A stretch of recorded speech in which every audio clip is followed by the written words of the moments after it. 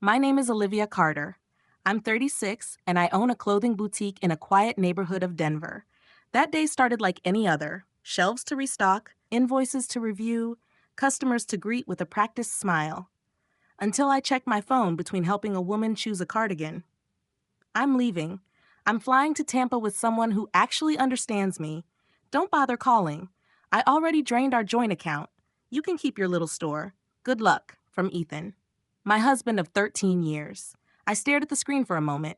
No trembling hands, no rush of heat or cold, just a stillness. I told the customer her cardigan looked beautiful, folded it neatly, and wrapped it in branded tissue like I hadn't just watched my marriage dissolve into 5 lines of text. Ethan had always been restless. Lately, that restlessness had turned into late nights working, an overuse of cologne, and a new obsession with weightlifting and hair gel. The signs were there. But even when you see the train coming, the impact still knocks the wind out of you. I didn't cry. I didn't panic. I closed the store that evening like always, turned the key in the lock, and walked home through streets still glowing with autumn light. What Ethan didn't know was that the night he left that receipt for dinner for 2 in his coat pocket, the night he lied about working overtime, I opened a new bank account. Quietly. Strategically. I had been shifting funds ever since, preparing for what I knew was coming. Not hoping. Not fearing. Preparing. He thought I'd be shocked, that I'd sit in our kitchen, devastated, maybe call his sister, maybe beg. He didn't know I had a lawyer on standby, one I called that very night. "It's time," I said, voice steady. "I'll start the filing first thing tomorrow," she replied. I had already separated the boutique financially years ago, kept it in my name, paid for it with inheritance money he never even knew about.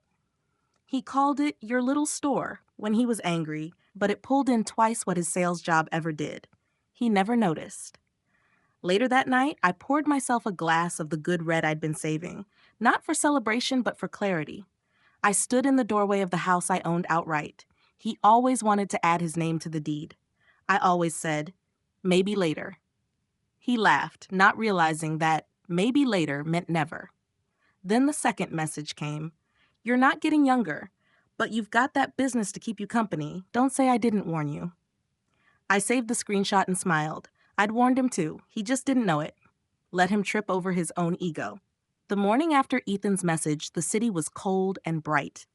I stood by the window with my coffee, watching breath rise from joggers in the street below, each exhale a little ghost vanishing in the air. He had no idea what storm he just walked into.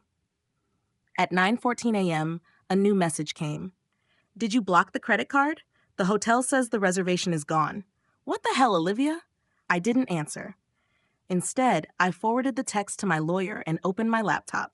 I had everything I needed: his texts, screenshots of his purchases, bank statements, timestamps, even a selfie he accidentally posted 2 weeks ago with her reflection in the hotel mirror.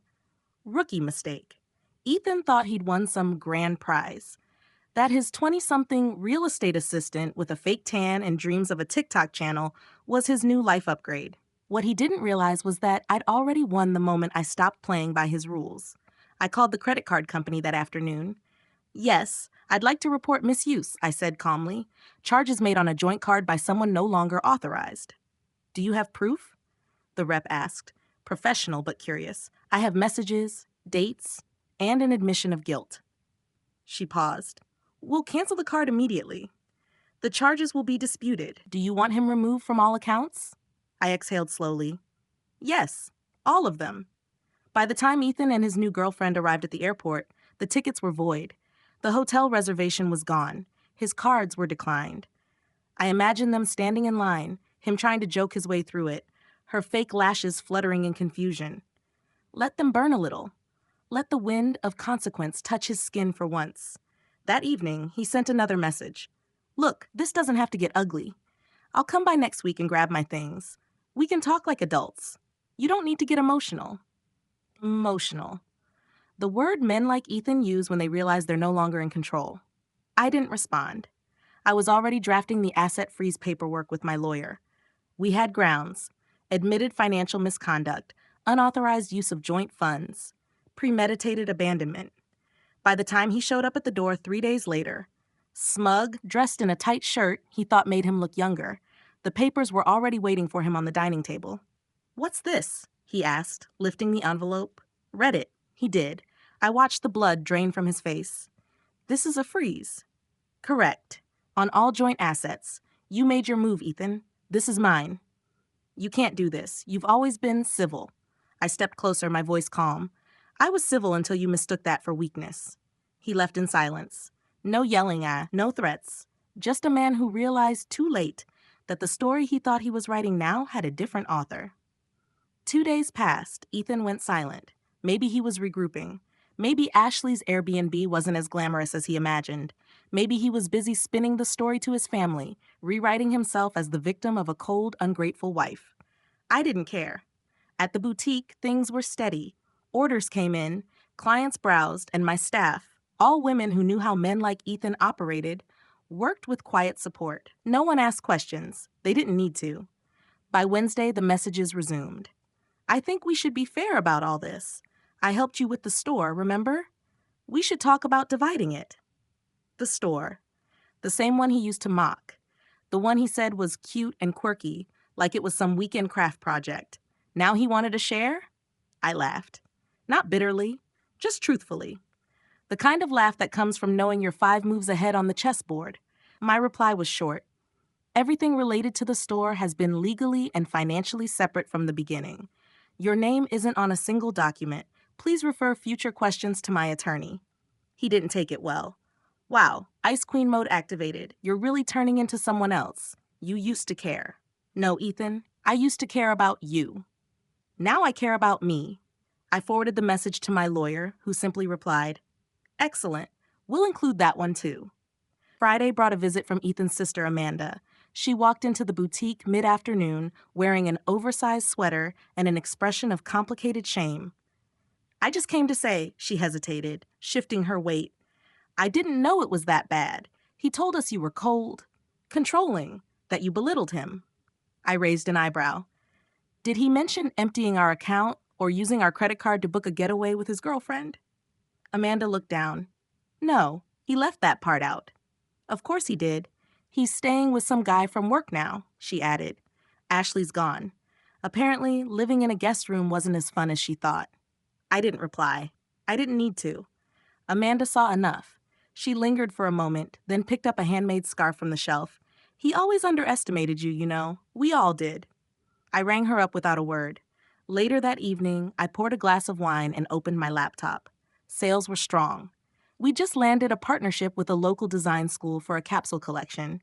My calendar was full. My house was quiet. My life, finally, was mine. And Ethan? He was just noise I'd learned to silence. The court date came faster than I expected. It was a gray Monday morning when I walked into the Denver County Courthouse in a navy blue coat, calm as a surgeon before the first incision. My lawyer met me at the entrance. She wore black and red, a quiet warning to anyone who thought this would be polite. Ethan was already there. Same blazer from our anniversary dinner 2 years ago, now a little tight around the gut he pretended to gym away. He gave me a smirk that didn't reach his eyes. Ashley wasn't with him. "She left," my lawyer said under her breath as we passed him. "According to social media, she's back in Tampa." The hearing was short, precise. My lawyer presented Ethan's texts, his own words digging him into a legal pit.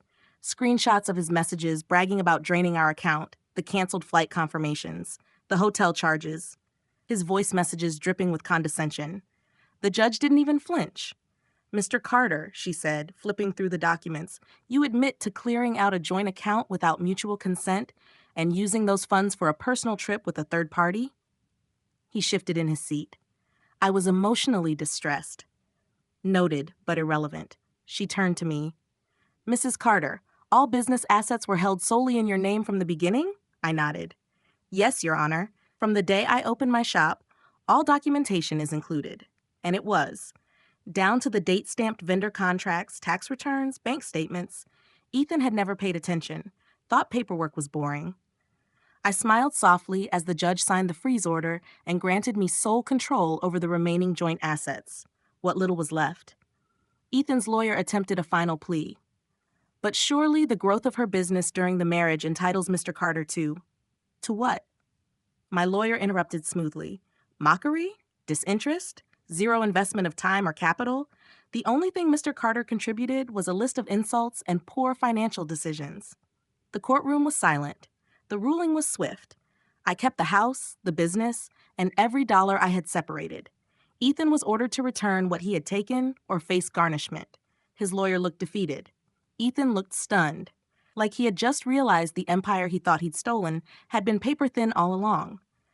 Outside, he caught up to me near the courthouse steps. "This is how you want it to end?" he snapped. "No," I replied, buttoning my coat. "You ended it the day you sent that message. I'm just cleaning up the mess." He stood there, face twitching between anger and disbelief, as I walked away without looking back.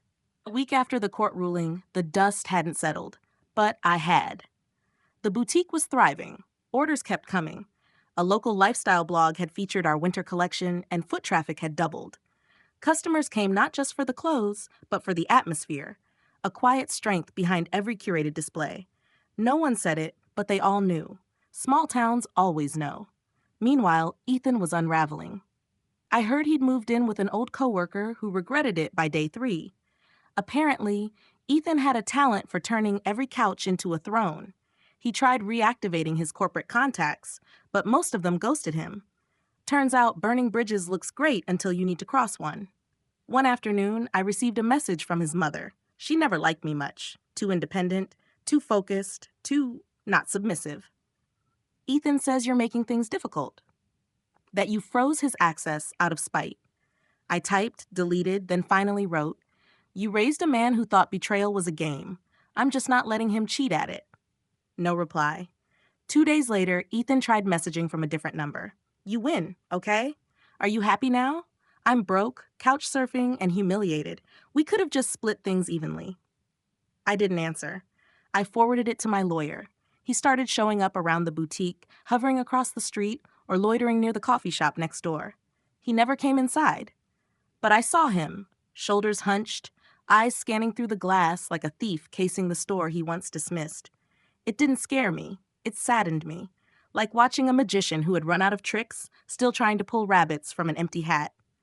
One evening, as I was locking up, I saw him again. He looked smaller, tired, like someone who realized too late that power isn't about dominance. It's about discipline. And discipline was never his thing. I turned the lock and walked past him without a word.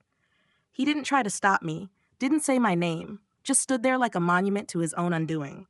At home, I made dinner, real food.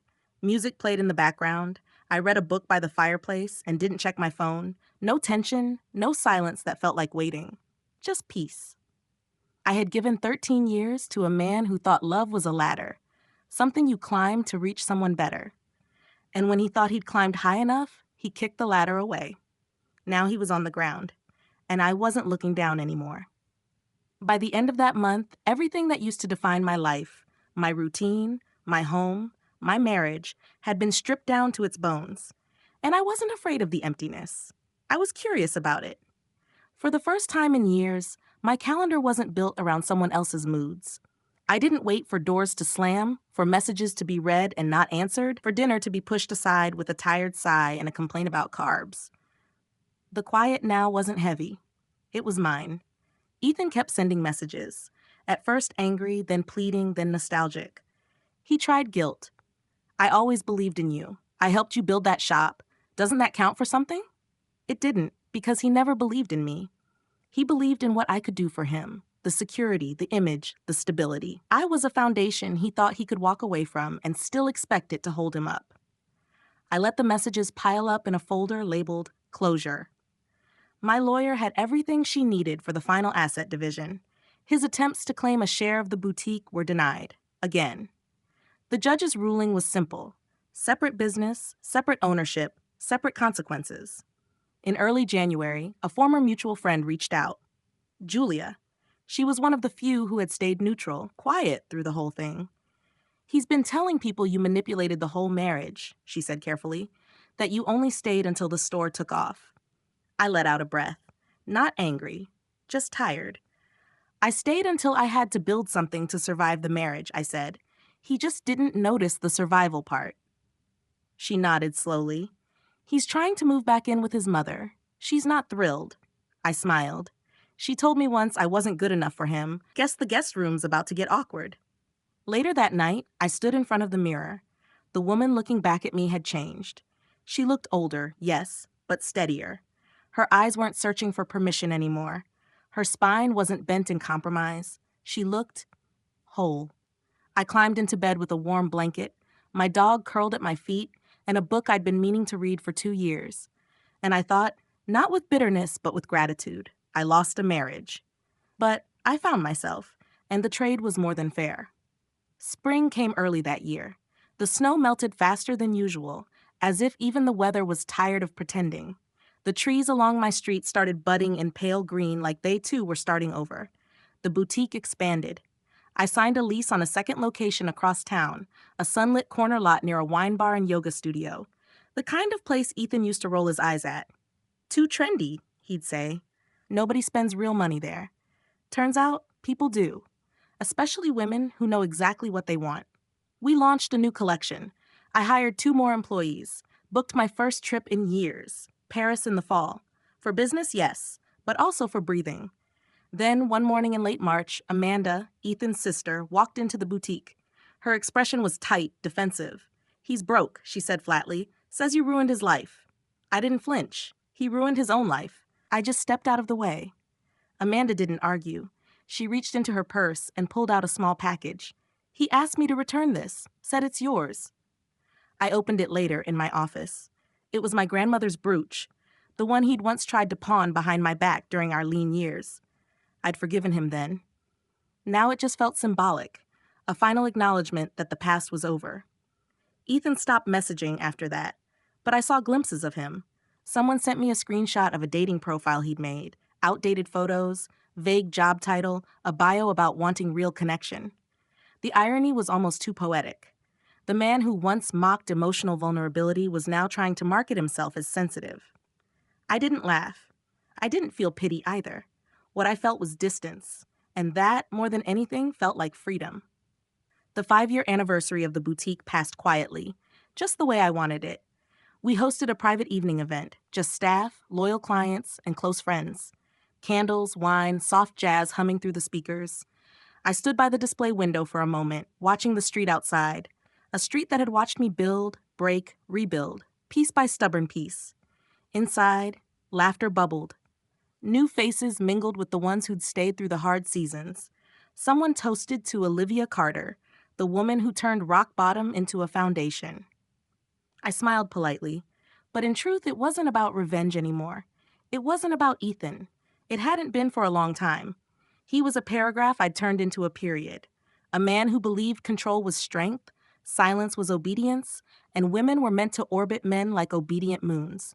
He hadn't realized I was a whole planet of my own. The boutique now had 3 locations, a waiting list for internships, and a reputation that stretched beyond state lines.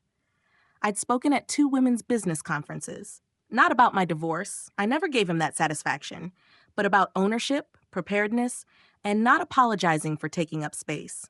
One question came up every time. What would you say to the woman you were before the text? My answer never changed. Trust your instincts, protect your peace, and never let anyone mistake your kindness for weakness, especially not someone who will use your silence to build their comfort. Some nights, when the shop is closed and the air is still, I think about the version of me that waited, that endured, that bent herself backwards to keep a man from breaking. And then I look around at what I built. I don't feel victorious. I feel free. And that, I've learned, is better than any kind of revenge.